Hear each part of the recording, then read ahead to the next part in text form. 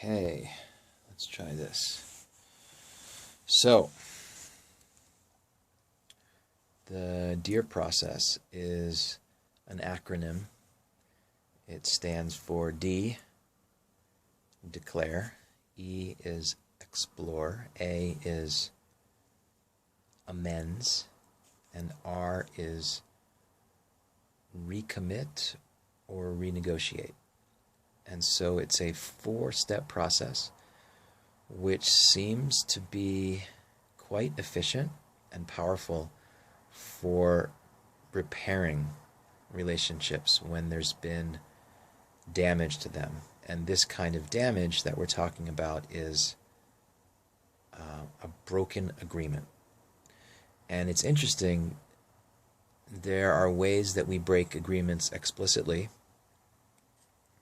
and there are ways that we break agreements implicitly, which is simply breaking an agreement which is implicit in the first place. So you're in a relationship with another person, friendship, it doesn't matter. You're in some kind of connection with another person, and they interpret something that you did as breaking an agreement, that they thought, oh, why would you do this? Or I can't believe you did this. Or, you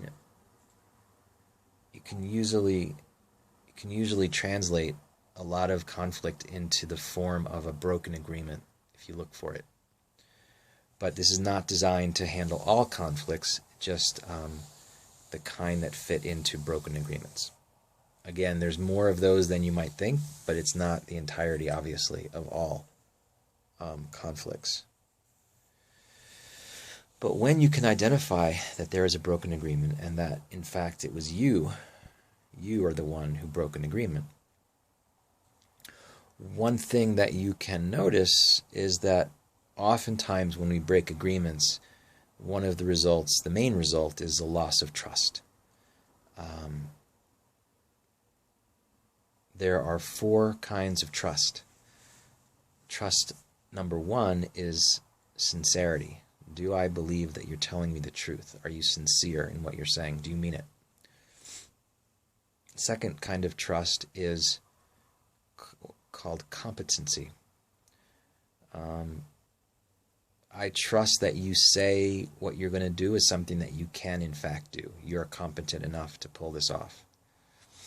Your competency is not going to be the limiting factor on whether you keep the agreement that we're making and do the thing that you say you're going to do. Third kind of trust is reliability. So first trust, number 1 trust, are you telling me the truth right now? Are you being sincere? Or honest? Let's stick with sincere for now.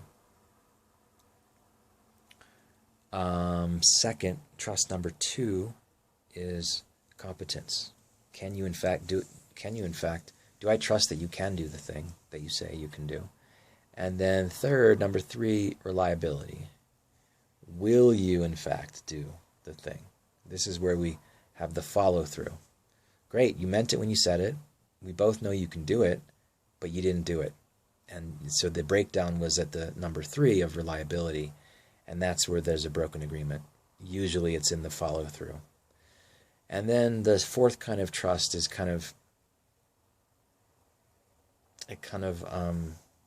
permeates or undergirds the other 3, which is, do I trust that you have my best interests at heart?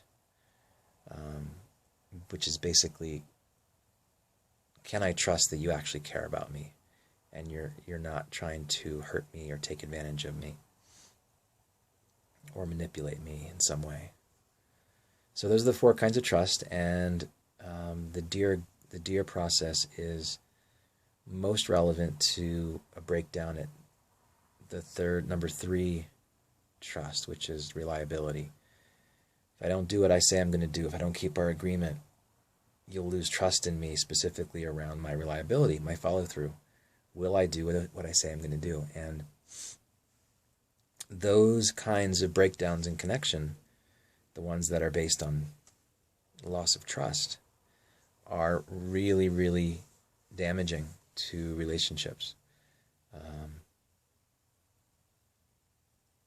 in terms of the level of connection that people experience. We've got to have trust and safety in a nice amount in the foundation for there to be a high quality and sustainable connection experienced.